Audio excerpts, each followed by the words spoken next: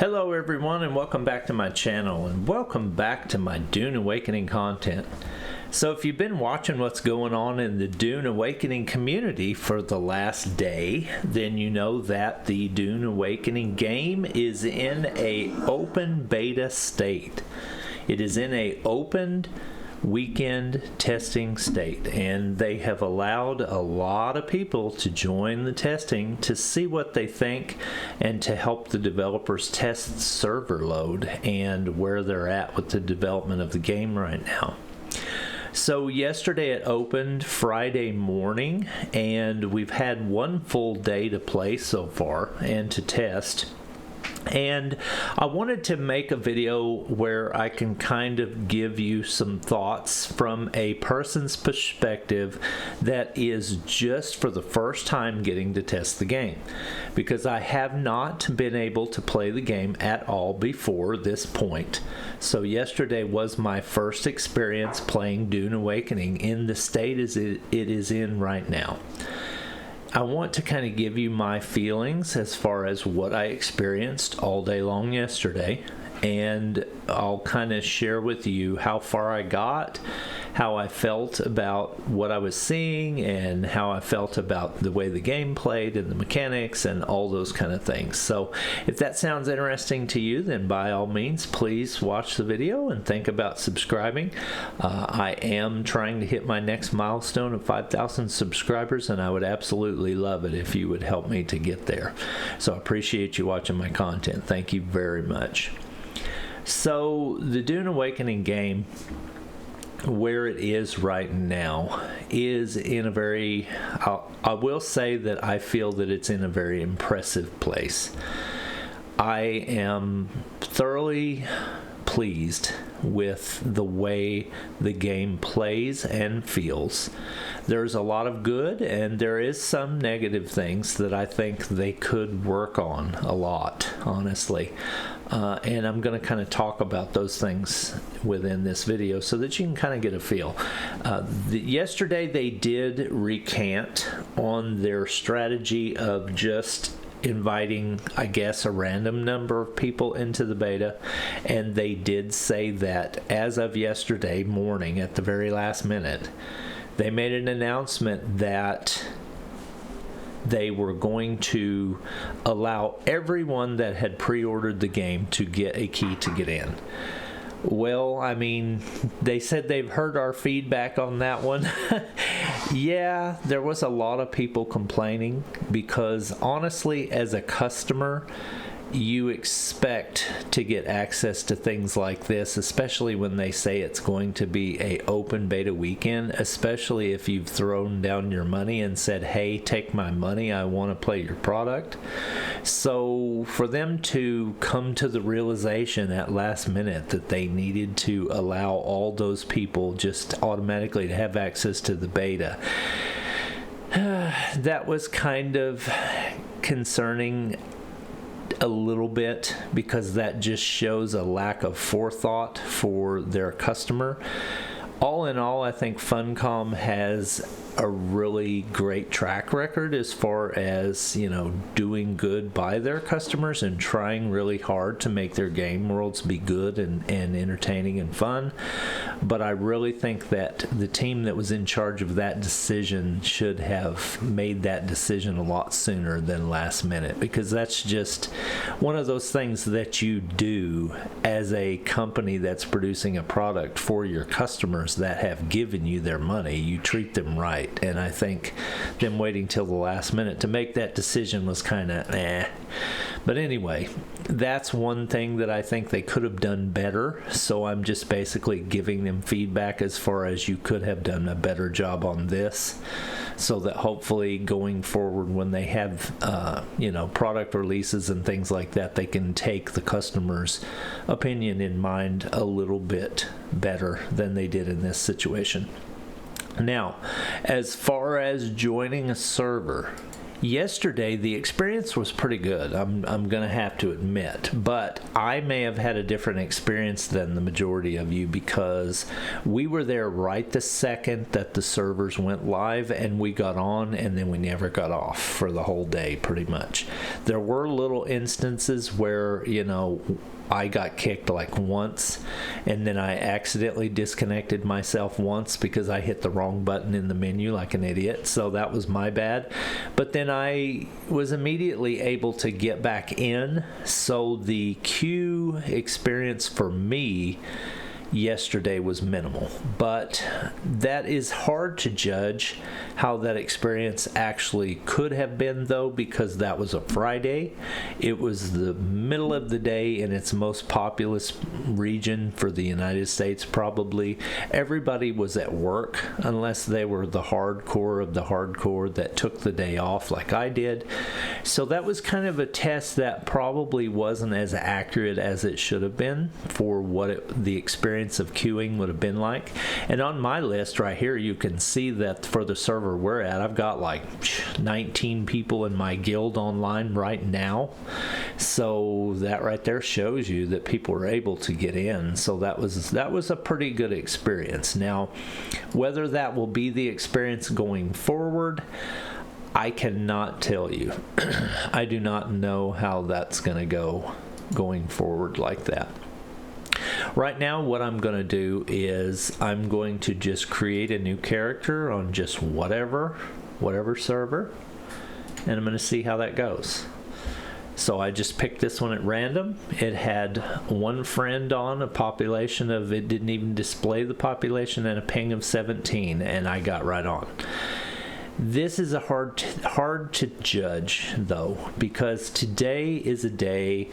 It's a Saturday where a lot of people are going to be off.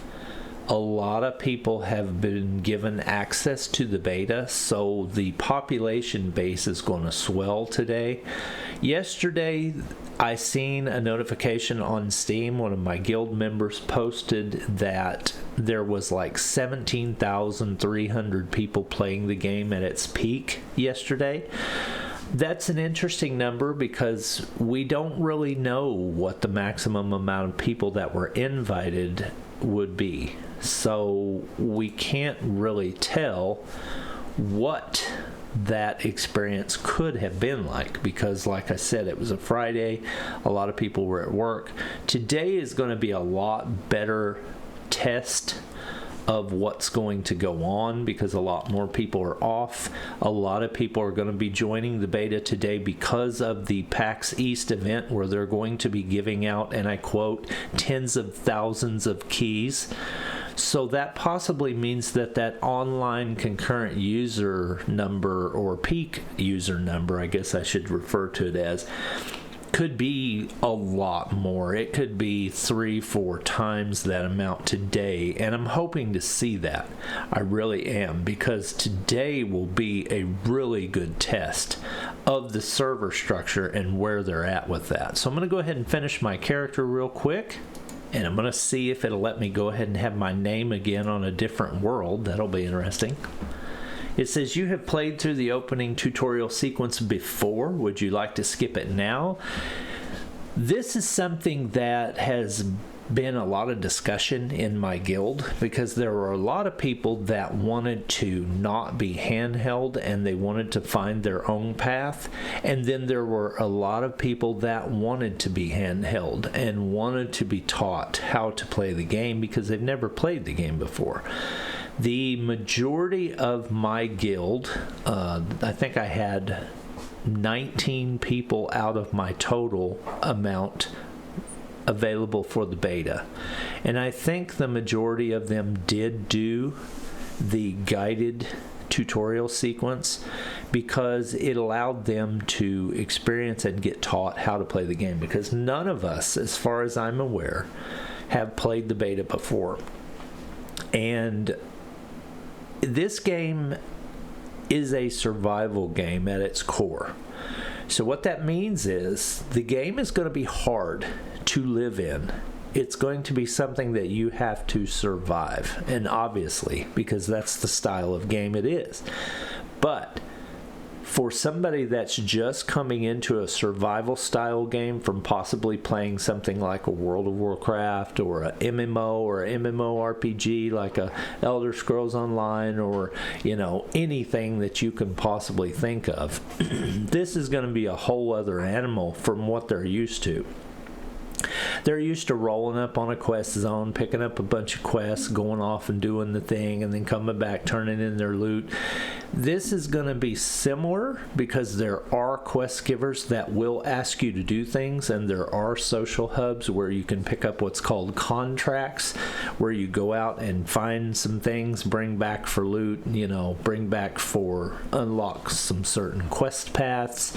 There are skill trainers in this game where you can go and be taught the ways of certain archetypes of classes. So there is something to be said with actually following the guided path. Now, the next stage you get asked is, this features a guided journey that locks the research menu until certain steps are completed. Advanced survival players may prefer to unlock the research menu from the beginning.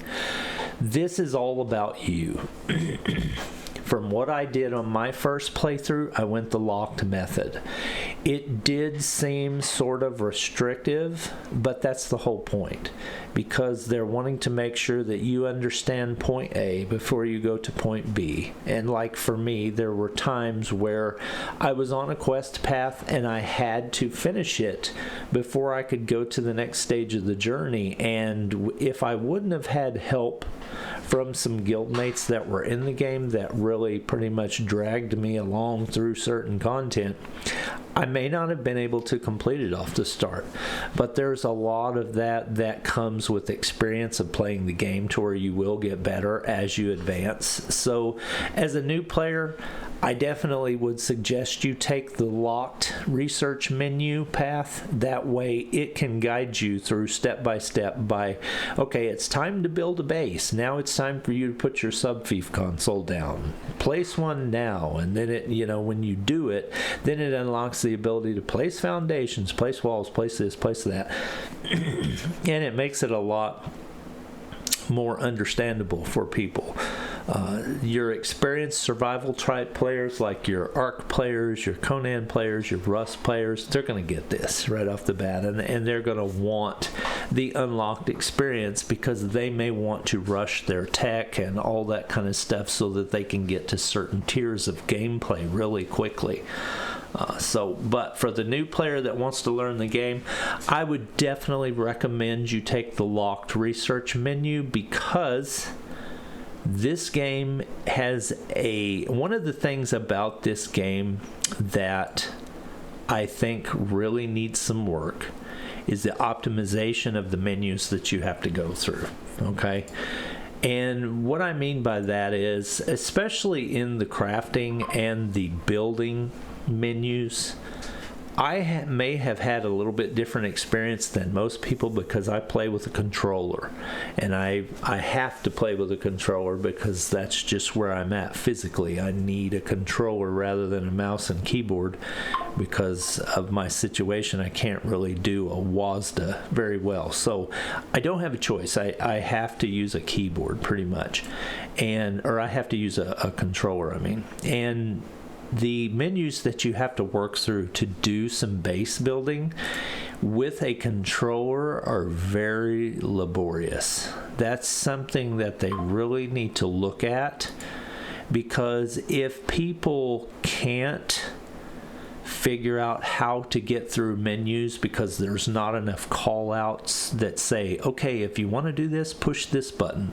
There was a lot of that, but it seemed like a lot of times, especially at the start, I got lost trying to figure out how to work myself through the various menus to get to the building pieces I wanted to use, and then use them without accidentally exiting out or something, and it was just, it got frustrating at a point to where I had to put the game down and just walk away for a little while, because the building menu with a controller was very laborious. The crafting is pretty straightforward, but it does require a little bit of fumbling through menus as well.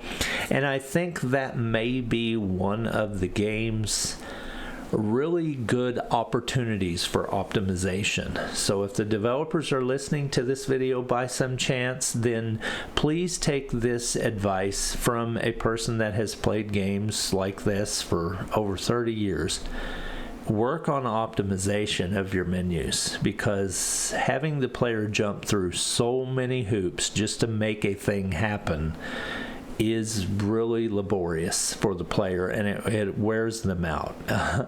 I mean, I got to the point to where I was wore out after trying to build something for a while. I finally just gave up and had to walk away, like I said, because it got so frustrating. So that's an opportunity for the developers to improve the game right there. So one of the things you do at the start, if you haven't already had a character loaded up, is you get to do your character choice.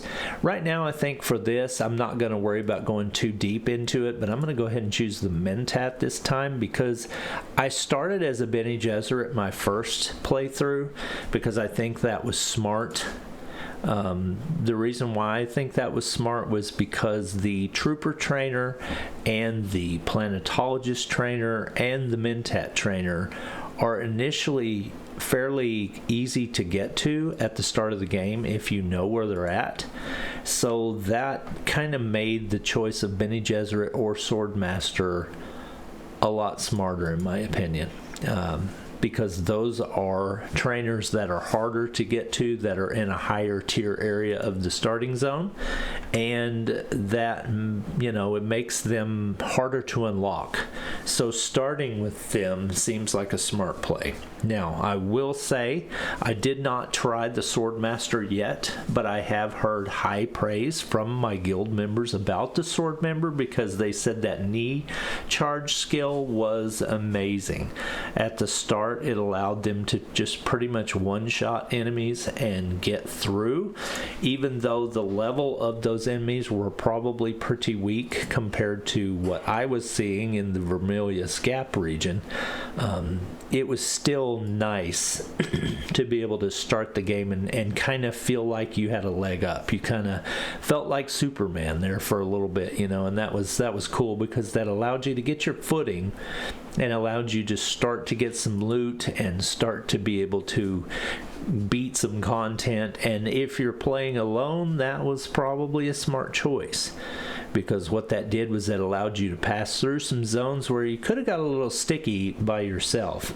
Some of the Imperial testing stations, one of the things I did was I rolled up on one and somebody had just cleared it. So I thought, oh man, this is super easy. I got this. And I rolled up in there as a Bene Gesserit, and I was doing great. I was finding all the chests, and then stuff started respawning back in. And I was so deep into it, and it was pretty deep and complex and involved area, that when they started spawning back in, I realized I had made a bad mistake, because now I was stuck, and the content to get myself out was really challenging. I died a few times, and luckily the death mechanic is pretty forgiving, to where if you're smart and you have a bike as a respawn point with you, or you've set a respawn beacon, or your house is close by, you're okay and you can recover. You don't really lose a lot of gear or anything, because a lot of that will stay with you through the death process, but it does make you kind of think, you know, even at the easier zones, the content can be challenging, and you have to be strategic and you have to use your skills.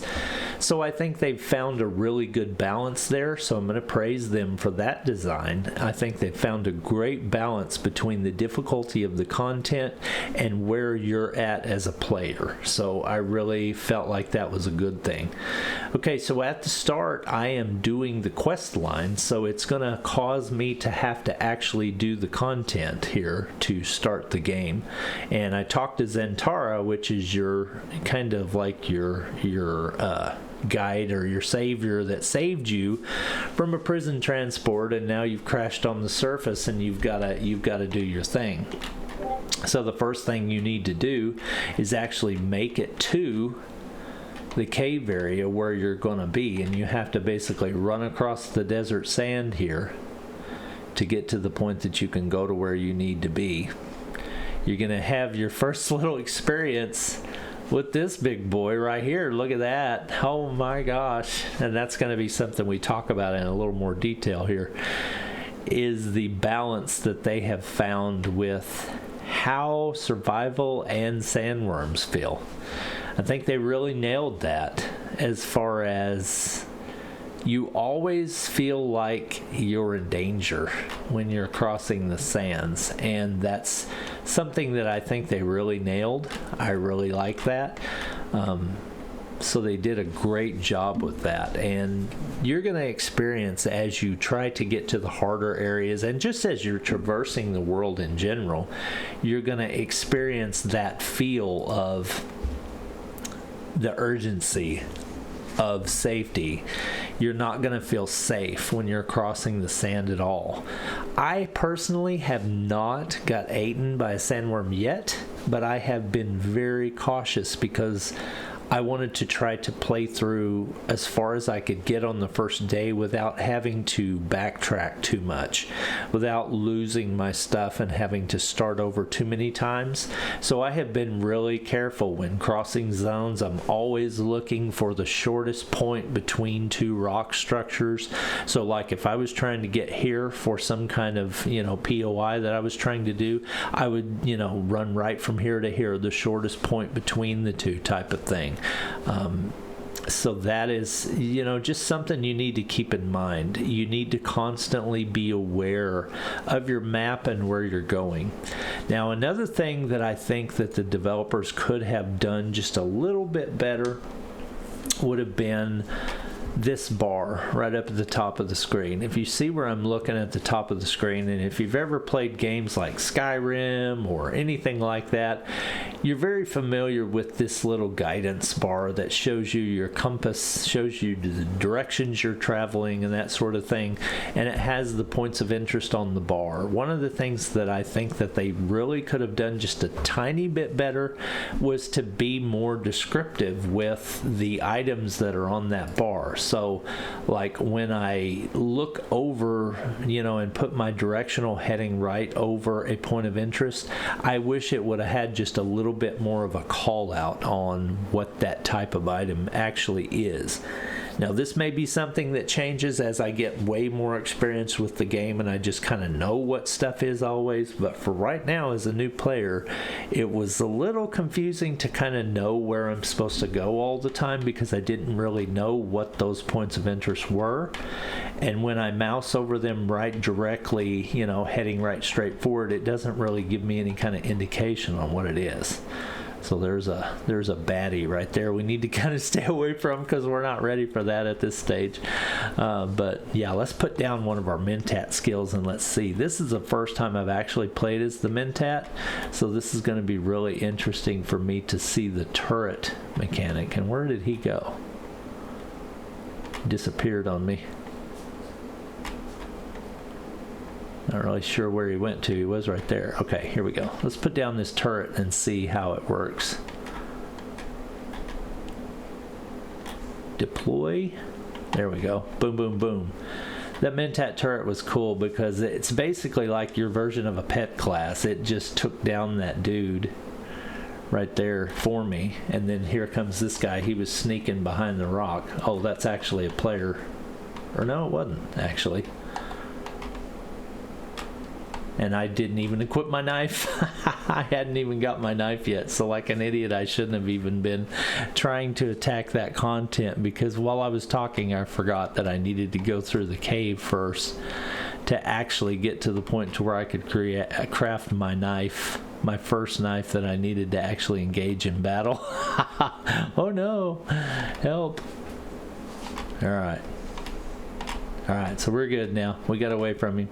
But like I was saying, I think they could have done just a little bit better job of, kind of explaining the points of interest on your hotbar so that you could have a little bit better idea at the start where to go and what to do. One of the things I really do like about this game is your ability to pick stuff up on the fly. Like this right here, I'm running and I'm gathering items that are laying on the ground, and I don't have to stop to do it unless I want to use these ones that you actually have to use a harvesting tool to do. But that's one of the things that I really like that, and my people in my guild called that out. They're like, oh my gosh, that's amazing. I love that ability, and so do I. I really get it.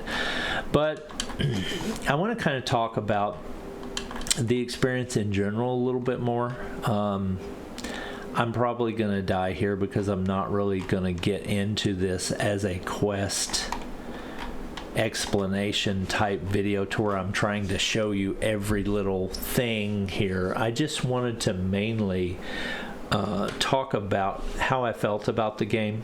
I think the developers did a really good job as far as trying to balance the survival versus your strength.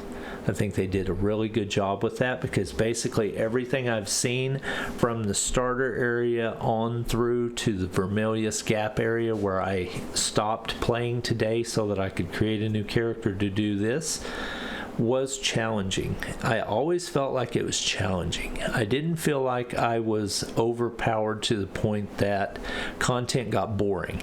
So I think they did a really good job with that, and I'm really pleased to see what they've done with that. What that's going to do is that's going to cause people to stay more engaged, I think, honestly. And even if you're in a guild setting where you constantly have teams that you roll through with together, you're still going to find places where I think you can find a challenge that it's not going to feel like you're just plowing through content.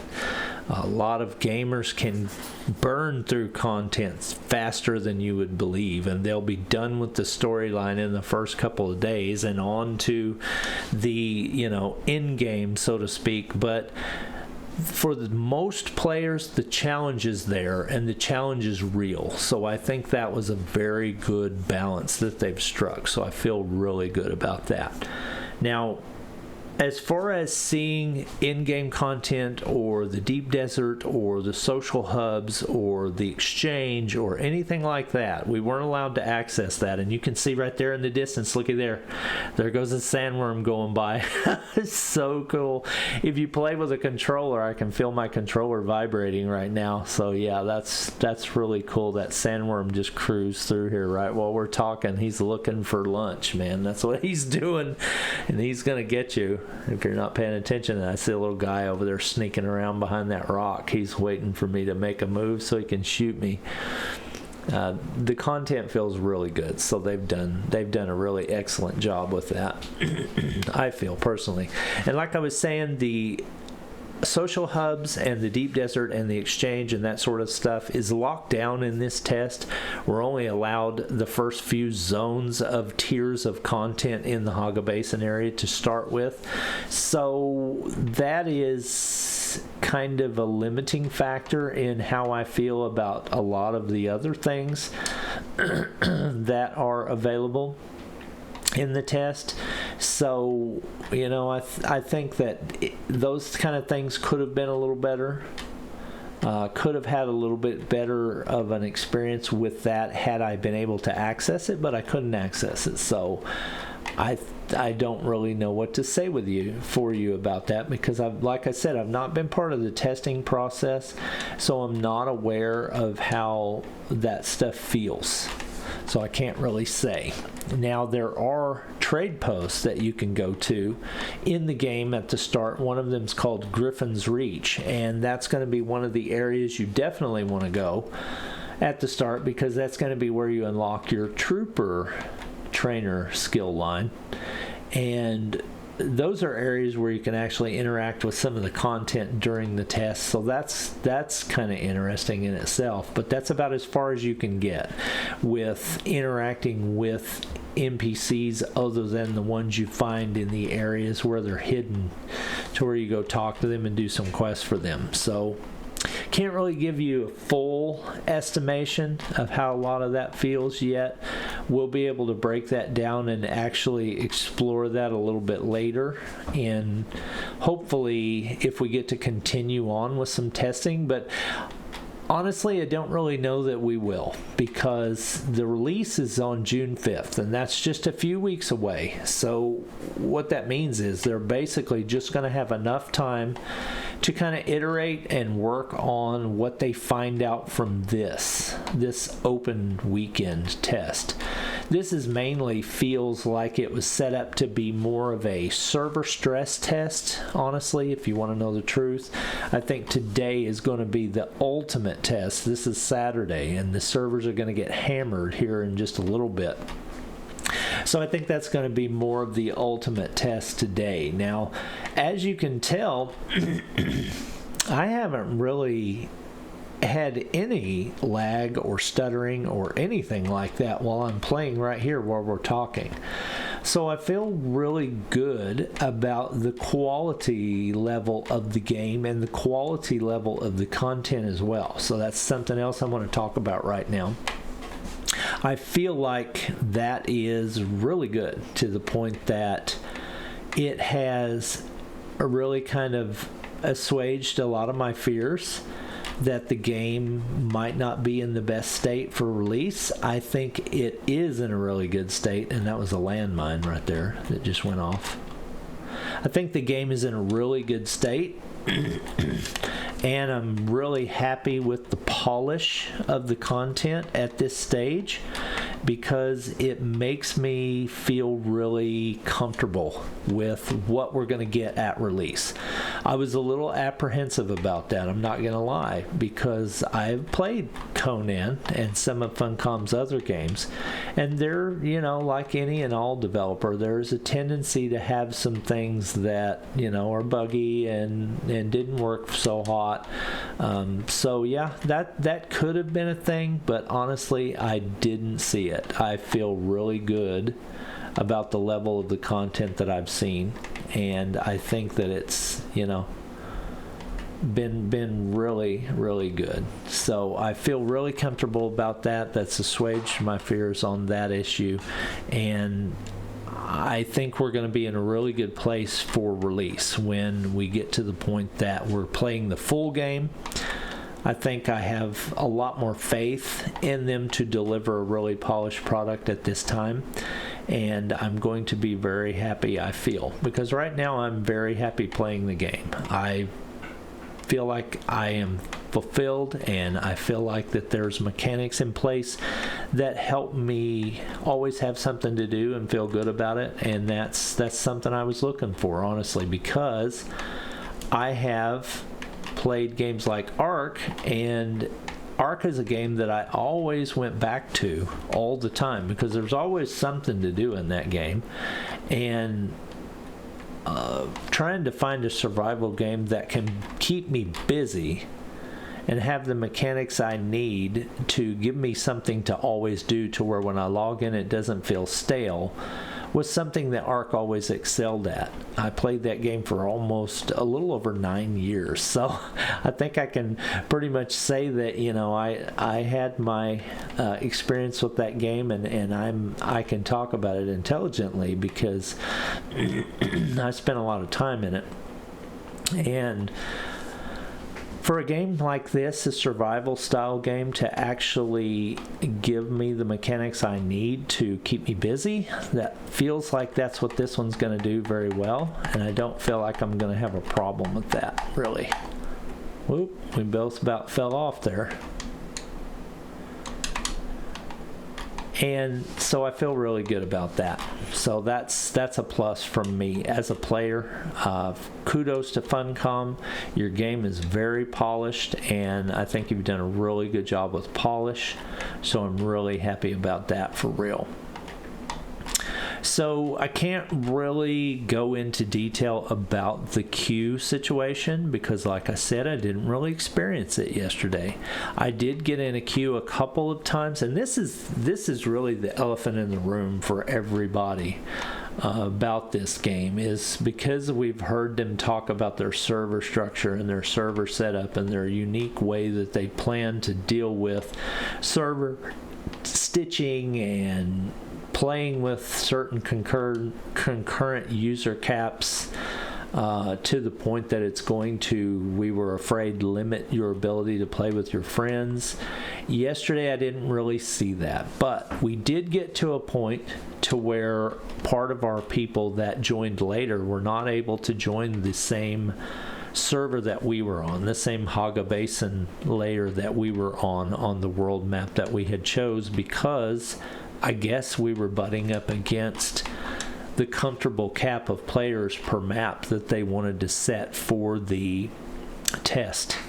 They didn't ever say what a maximum user count would be per map, but I think we got to the point to where we were butting up against that, because there were a lot of our players that came in like 8-9 hours after the test had opened, and they were given the message that they could no longer join that one, and they were directed to another one.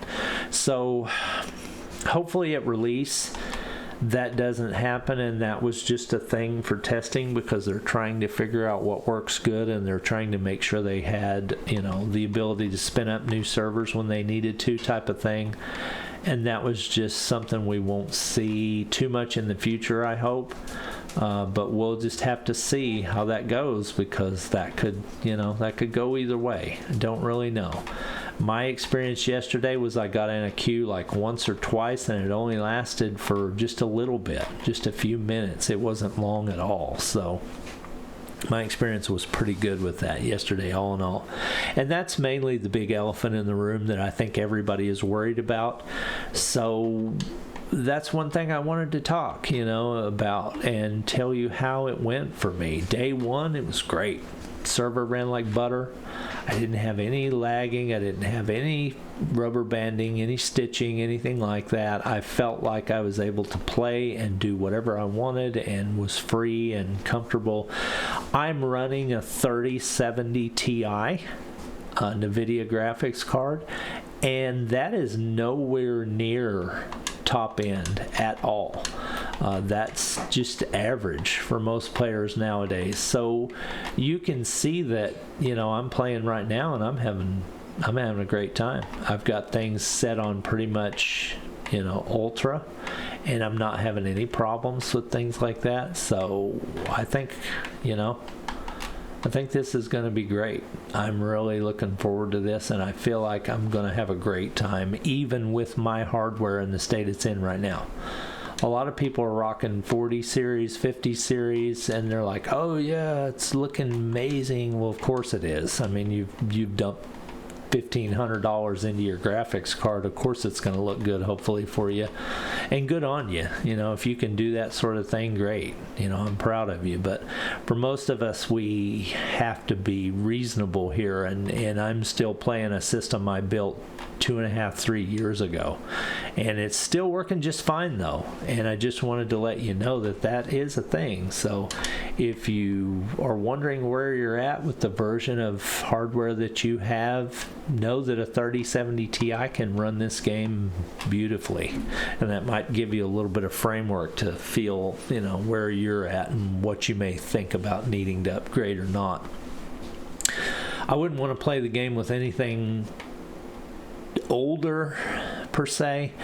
I mean, I know that it could probably handle it based on what I've seen with mine. I feel very confident that the game can be ran with something older than that, but I would say that's probably about a good starting point for most people nowadays that are building systems and have the option to do something a little bit more intense than what I did. I feel like that's probably a really good starting point for you guys. So just to let you know where that's at, and just to overall give you some, you know, some feelings about what were my experiences with this. I want you to know that I enjoyed the crap out of this. And why is my thing not deploying? I don't know. There we go. I enjoyed the crap out of this test, and I really feel like I had a great time, and I feel like that I'm really pleased. So there's really no negativity from me in the feelings that I got from this testing process so far. That may change after today because today's going to be a mess, I feel. But all in all, I feel pretty positive about this, and I wanted to let you guys know how I felt, because there's a lot of people that are asking me in my Discord and in private messages and stuff, hey, what do you think about your experience? I'd like to hear your viewpoint. Well, here you go. Here's my viewpoint. I feel great about it. And I think the developers have a lot of room for improvement on optimization as far as the use of menus and things like that to get stuff done. I think they can really work on improving that process, because a lot of it feels just too laborious. But the actual game and gameplay and all that, I think they've nailed it. And I'm very, very pleased with what I'm seeing. So I am not going to be sad about finishing out the rest of this beta weekend. I'm just going to tell you, I'm feeling good about it. So I'm going to jump back in and I'm going to play some more, and I'm going to record some more content, and there goes another sandworm. Check that out. Just cruising, man. It's really cool how they make the ridge of snow behind them and you can see it going down as they pass by. That's so cool. The attention to detail in some of the graphical things in this game are intense. Let's just give this to you. One little bit of love from Mirandus in my video. Let's see if we can call up the worm just for funsies. If you play with a controller, it's really fun because you can feel the worm vibrating in your controller. And I'm trying to get his attention. There he goes. He's popping up. I'm gonna come at you. I'm coming at you, worm. Me and you. Let's do this. Mano a mano. And he's ignoring me. Come on, man. Come on, worm. I want to feel your love. I want to ride you. Where'd he go? Now this is weird, because when I've been playing this game the whole time, I have had nothing but fear. Okay, here we go. He's got a lock on me now, I think. You can see, yeah, there he goes. He usually pops up and says, hey, here am I, and then he comes at you. And he's coming for me now. Here we go. He's coming. My controller's going nuts. And where is he? Oh, hey, Maudie. You better run, bro. Oh! There it was. The desert claimed you. Defeated by a crossing sandworm. And my controller's just sitting there vibrating like crazy. Your backpack was lost. So that's something you need to be aware of. That if you poke the worm, you're going to get 8. And you're going to lose all your stuff. I'm going to start naked and afraid again. We'll see what I have in my inventory now. Nothing. So I'm naked. You've been eaten by a sandworm. All the items in your inventory have been lost and are not recoverable. Stick to the rocky ground to avoid the sandworm's attention, or use a vehicle to travel quickly across the open sands. And that was the first time that I've actually been eaten by a sandworm so far. But the feeling is real. I mean, you are afraid every single time you cross the desert. And even when you get on a sand bike, you're still going to feel it. Because you're going to be like, oh my God, I don't want to lose my bike. It's everything to me right now. And just the thought of losing it is going to drive you insane with fear. But that's great, because they've really nailed it, I think. Here he comes on my back again. But I beat him this time. I got to the rocks. But anyway, thank you for watching my content. I hope you've enjoyed this kind of feel video on how I feel about the level of the content and the state of the content, the state of the game, and where it's at. I think it's going to be great. I'm going to play it. I'm going to make content on it. I'm going to love it. I'm going to live in it. And I hope you join me. So I'll talk to you later in another video about Dune Awakening. Coming soon. I hope you have a great time.